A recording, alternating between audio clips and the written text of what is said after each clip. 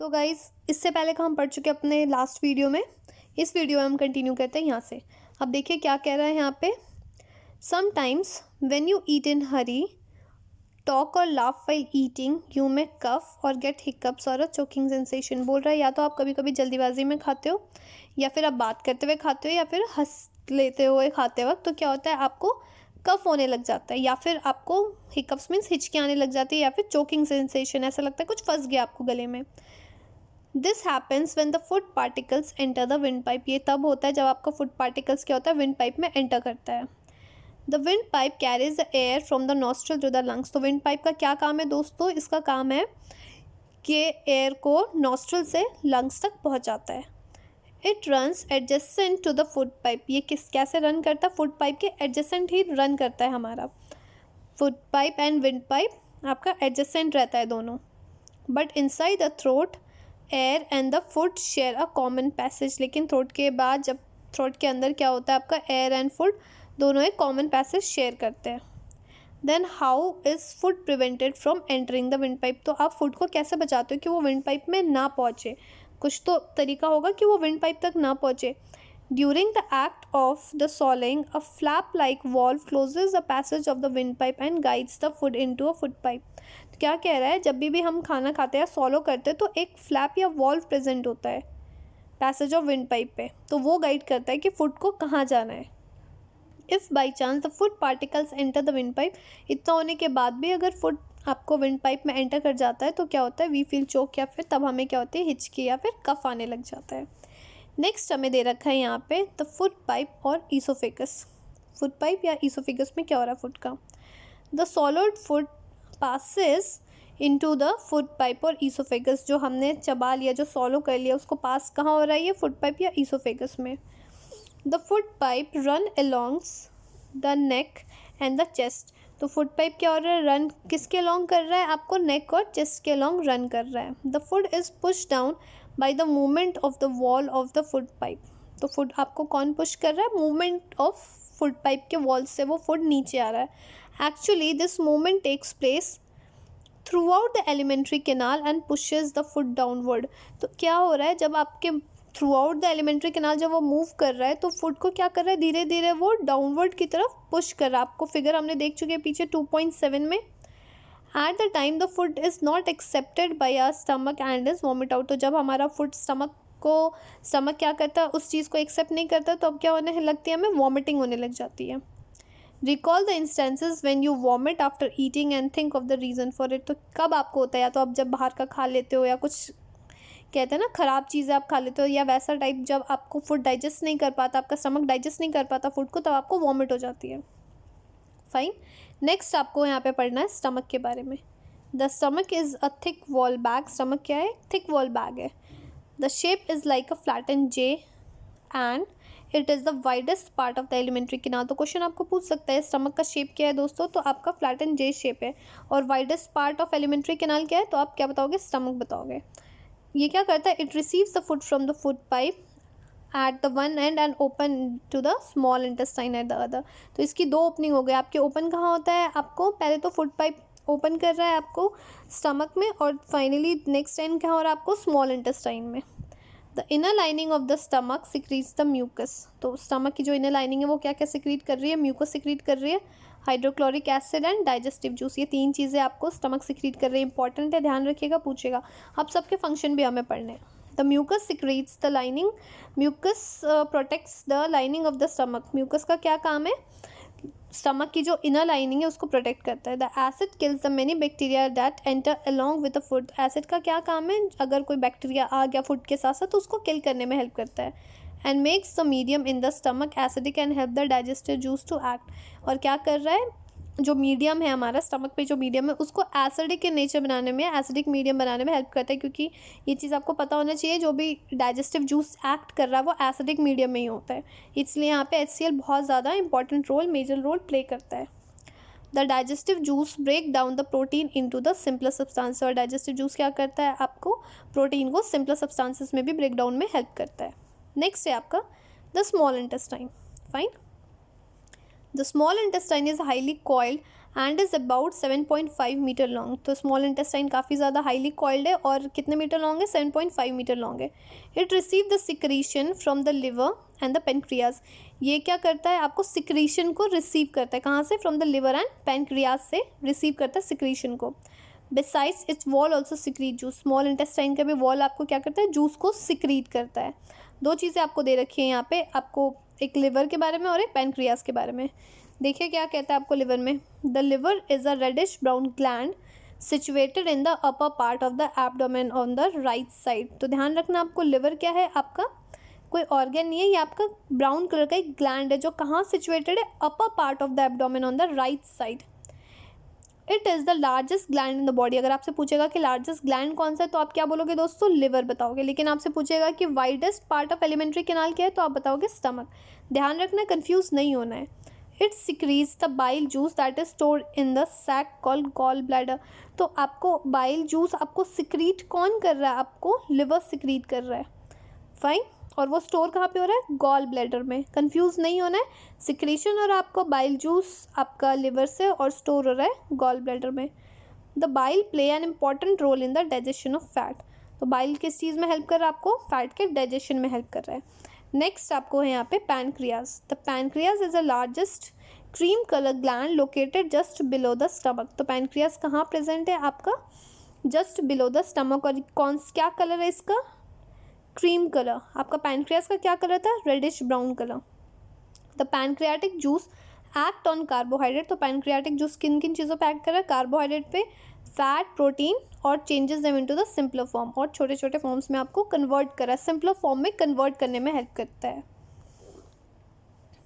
The partially digested food now reaches the lower part of the small intestine where the intestinal juice completes the digestion of all the component of food। अब क्या बोल रहा है, जो अभी तक partially digested food है वो क्या हो रहा है, lower part of small intestine तक पहुंच रहा है, फाइन।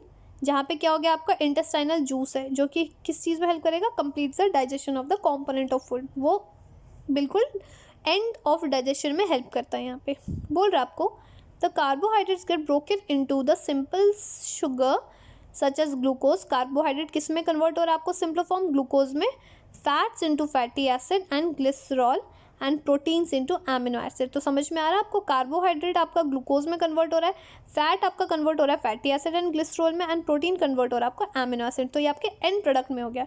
तो यहाँ पे टोटली डाइजेशन हो गया। अब हम बात करते हैं यहाँ पे absorption in the small intestine. अब हम एब्जॉर्प्शन की बात करेंगे। बोल रहा है the digested food can now pass into the blood vessels in the wall of the intestine. अब क्या हो रहा है, जो डाइजेस्टेड फूड है वो ब्लड वेसल्स किस किस वॉल ऑफ इंटेस्टाइन में पास हो रहे हैं। The process is called absorption. अब क्या हो रहा है, डाइजेशन हो गया, अब यहाँ पे दोस्तों एब्जॉर्प्शन होने लगेगा। The inner wall of the small intestine have the thousands of the finger like outgrowth that is called villi. बोल रहा है आपका inner wall of small intestine में क्या होते हैं, आपका फिंगर लाइक स्ट्रक्चर प्रेजेंट होते हैं जिसको हम कहते हैं विलाई, या सिंगुलर आपको विलस बोलते हैं उसको। बोल रहा है कि can you guess what is the role of villi in the intestine. Intestine में आपका finger like projection that is villi का क्या काम है। तो बोल रहा है the villi increase the surface area for the absorption of the digested food. तो विलाई का क्या काम है, आपको सरफेस एरिया को इंक्रीज करता है जो आप डाइजेस्टेड फूड को एब्जॉर्ब कर सके। Each villus has a network of a thin and a small blood vessels close to its surface। तो बोल रहा है each villus में सिंगल, इसके बाद क्या आ गया, आपका नेटवर्क है किस चीज़ का, thin and small blood vessels, कि वो सरफेस तक रहता है। ये the surface of the villi absorb the digested food material. आपको क्या कर रहा है, तो विलाई क्या काम कर रहा है, आपको एब्जॉर्प्शन में हेल्प कर रहा है, क्योंकि मेन फंक्शन ही विलाई का ऑब्जॉर्प्शन है, इसलिए वो फिंगर लाइक प्रोजेक्शन बना रखा है उसने कि वो मैक्सिमम एब्जॉर्प्शन कर सके। The absorbed substances are transported via the blood vessels to the different organ of the body where they are used to build the complex substances such as protein required by the body. This is called assimilation। तो assimilation क्या हो गया, जो आपको substances आपने absorb कर लिया, अगर उस चीज़ को body used हो रही है जहाँ जहाँ required है, ठीक है, so that is known as assimilation।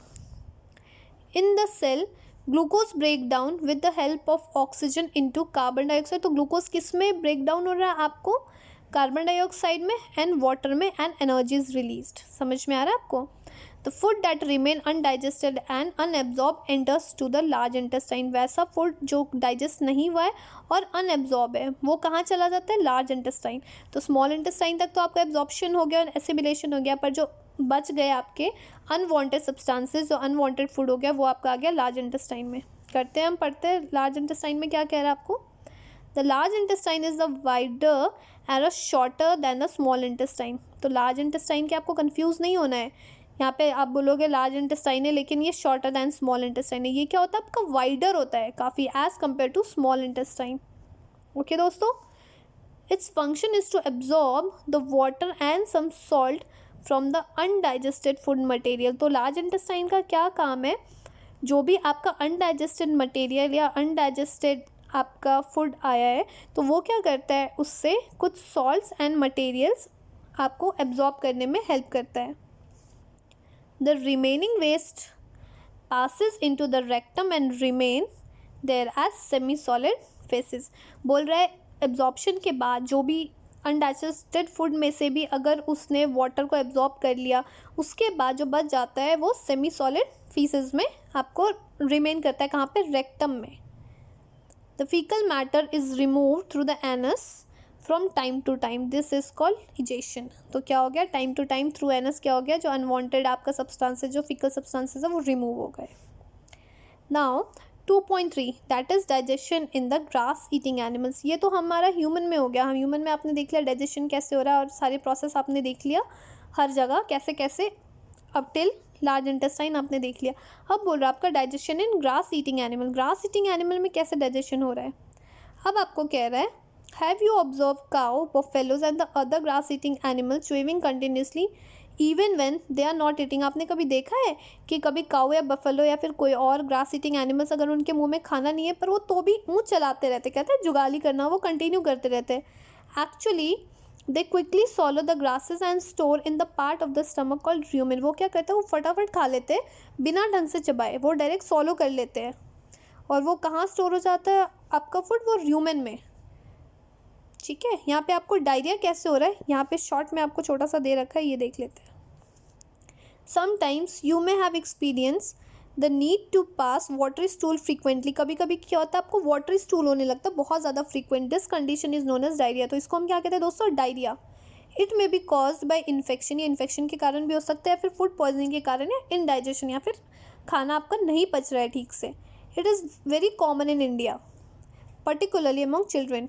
बच्चों में बहुत ज़्यादा होता है, देखते हो उनको काफ़ी ज़्यादा लूज मोशन हो जाता है या फिर फूड पॉइजनिंग हो जाता है। डॉक्टर के पास लेके जा रहे हो, क्यों ऐसा हो? तो बोलते हैं फूड पॉइजन हो जाता है, इधर उधर का खाना खा लेते उससे हो रहा है। Under severe condition it can be fatal. बोल रहा है कि अगर बहुत ज़्यादा दिन तक डायरिया चला तो ये आपको फेटल मीन्स जानलेवा भी हो सकता है। This is because of the excessive loss of water and salt from the body. तो इसलिए हो रहा है क्योंकि आपका बहुत ज़्यादा एक्सेस वाटर एंड सॉल्ट हमारे बॉडी से निकल जाता है। Diarrhoea should not be neglected. Diarrhoea को आप ये नहीं समझना कि लूज मोशन ही तो, आप उसको नेग्लेक्ट नहीं करना चाहिए कभी भी। Even before a doctor is consulted, the patient should be given a plenty of boiled water and cooked water with a pinch of salt and sugar dissolved in it। जब तक आप डॉक्टर के पास लेके जा रहे हो उससे पहले आप क्या करो, आप बॉयल वाटर दे दो या फिर उसमें क्या करना आपको थोड़ा सा सॉल्ट एंड शुगर डाल के आप उसे पीने के लिए दे सकते हैं। दिस इज़ कॉल्ड, आपने सुना होगा ना ORS, बहुत ज़्यादा टीवी में ऐड होता है, या कहते भी है कि ORS सोल्यूशन ले लीजिए, that is oral rehydration solution, ORS। Fine. अब यहाँ पे आपको बोल रहा है कि पार्शली डाइजेस्टेड जो फूड होता है उसको हम क्या कह रहे हैं बच्चों? कर्ड बोल रहे हैं आपका रूमिनेंट एनिमल में। But later the cud return the mouth in the small lumps and the animal chews it. अभी जैसे हम पीछे बात कर रहे थे कि आप ग्रास ईटिंग एनिमल्स को क्या देखते हो, वो खा लेते हैं और उनके मुँह में खाना नहीं होता है तो भी वो चबाते रहते हैं। तो क्या करते हैं कुछ टाइम बाद अंदर जो पार्शली डाइजेस्टेड फूड होता है जिसको कर्ड बोलते हैं, ये दोबारा क्या करते हैं, वो अपने माउथ में दोबारा ले आते हैं और फिर उसको छोटे छोटे लम्स को क्या करते हैं? चबाने लग जाते हैं। This process is called rumination and these animals are called ruminant. तो इस प्रोसेस को क्या बोलते हैं? रूमिनेशन बोलते हैं। और उन एनिमल को क्या बोलते हैं जो ये ऐसा करते हैं, जिनको उनको हम बोलते हैं रूमिनेंट बोलते हैं। The grass is rich in cellulose. आपसे क्वेश्चन पूछ सकता है कि ग्रास में सबसे ज़्यादा क्या प्रेजेंट होता है, तो rich in cellulose, a type of carbohydrate. Cellulose क्या है, कार्बोहाइड्रेट का एक टाइप है। इन रूमिनेंट लाइक कैटल, रूमिनेंट क्या हो गया, जो ग्रास ईटिंग हो गया, जैसे आपका कैटल हो गया, डियर हो गया, etcetera. Bacteria present in the rumen help in the digestion of cellulose. तो ये क्या करता है, जो रूमेन में बैक्टीरिया प्रेजेंट है आपको डाइजेशन में हेल्प करता है। Many animals including human can not digest cellulose. बहुत सारे एनिमल्स और ह्यूमन क्या होता है, आप डायरेक्टली या फिर बहुत ईजिली सेलुलोज को आप डाइजेस्ट नहीं कर सकते। Animals like horse, rabbit, etc. have a large sac-like structure called a cecum between the esophagus and the small intestine। ठीक है, इनके बीच में क्या होता है, सिकम होता है ओसोफेगस और स्मॉल इंटेस्टाइन के बीच में। The cellulose of the food is digested here by the action of certain bacteria which are not present in human। बोल रहा है कि सेलुलोज क्या हो गया, डाइजेस्ट यहाँ पे हो जाता है बैक्टीरिया में, लेकिन ह्यूमन में सेलुलोज डाइजेस्ट नहीं होता बैक्टीरिया से। So far you have learnt about the animal which possess the digestive system, जो हमने पढ़ चुके digestive system में, but there are many small organism which do not have mouth and digestive system। बहुत सारे organism ऐसे भी हैं जिनके पास mouth नहीं और digestive system नहीं है।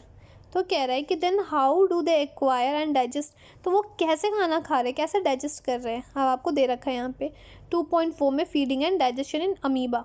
अमीबा में जो हम पहले भी पढ़ चुके, आपको पता है ये बहुत अच्छे से कि ये सिंगल सेल ऑर्गेनिज्म है।